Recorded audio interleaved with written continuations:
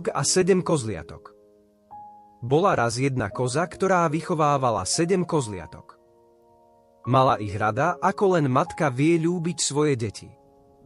Jedného dňa sa zberala do hory zaobstarať pre deti jedlo. Zavolala si ich a takto im prikázala. Milé deti, idem do hory a vy si dávajte pozor pred vlkom. Keby sa dostal dnu, zožral by vás, ani koža by z vás neostala. Ten zloduch sa vie pretvarovať, ale ľahko ho spoznáte po hrubom hlase a čiernych nohách. Milá mamka, netráp sa, my si dáme pozor. Ty len choď do hory a čím skôr sa vráť, sľubovali kozliatka. Koza spokojne zamékala a odišla. Netrvalo dlho a okolo domčeku prechádzal zlý vlk. Keď videl, že kozliatka sú doma samé, zaklopal na dvere a zvolal.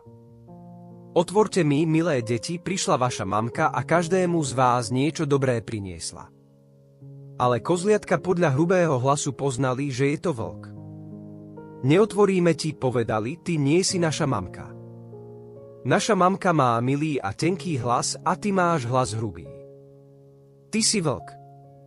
Vlk išiel teda ku kováčovi, aby mu ukul tenší hlások, aby sa mu tak hlas zmenil na tenší. Vrátil sa k domčeku mami kozy, zaklopal na dvere a zvolal. Otvorte mi, milé deti, prišla vaša mamka a každému z vás niečo dobré priniesla. No najstaršiemu kozliatku sa opäť niečo nepozdávalo. Podišlo k dverám a cez škáru si všimlo čierne laby vlka pri dverách. Najstaršie kozliatko to povedalo súrodencom a tí zakričali. Neotvoríme ti, naša mamka nemá čiernu nohu. Ty si vlk.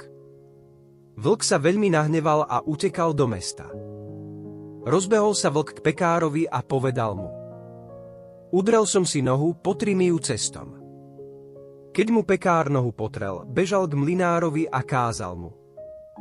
Posyp mi nohu bielou múkou. Mlynár si pomyslel, že vlk chce dozaista niekoho oklamať a váhal, ale vlk na ňo skríkol. Ak neurobíš, čo ti kážem, na mieste ťa zožeriem. Mlynár sa zľakol a nohu vlkovi múkou posypal. Nuž, ľudia sú už takí. Zloduch šiel teda po tretí raz k dverám domčeka, zaklopal a povedal. Otvorte mi, deti, vaša mamka sa vrátila a každému z vás z hory niečo dobré priniesla. Ukáž nám najprv labu, aby sme vedeli, že si naozaj naša dobrá mamka, zavolali kozliatka. Vlk sa postavil k dverám, aby kozliatka cez škáru v dverách videli jeho biele laby. Keď kozliatka videli, že laba je biela, mysleli si, že hovorí pravdu a otvorili mu dvere. No dnu vošiel vlk. Strašne sa naľakali a chceli sa schovať.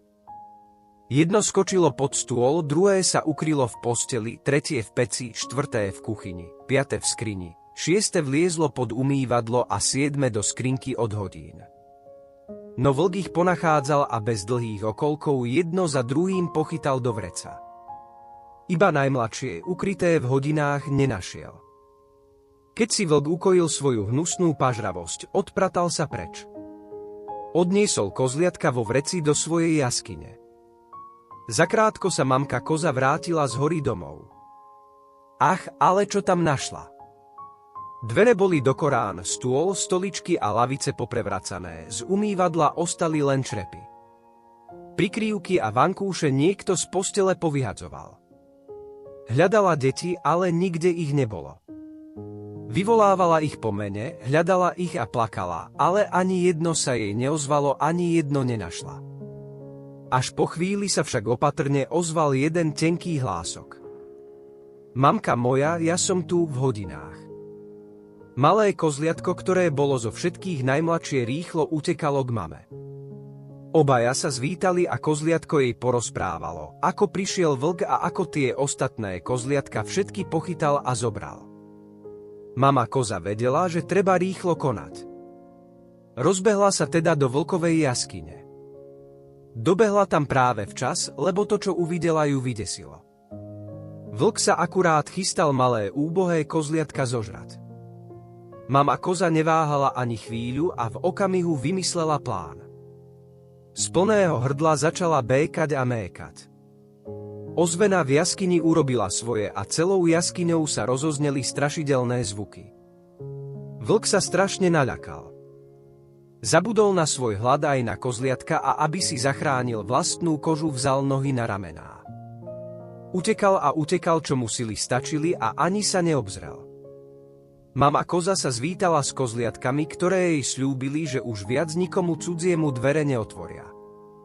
A tak sa celá rodinka vrátila domov spolu a v šťastí a zdraví si potom ešte dlho nažívali. A to je všetko, milé deti. Nedaleko na kopčeku koza stála, na chvostíku zvonec mala, a keď zazvonil zvonec, rozprávke bol koniec. Dobrú nôcku, detičky.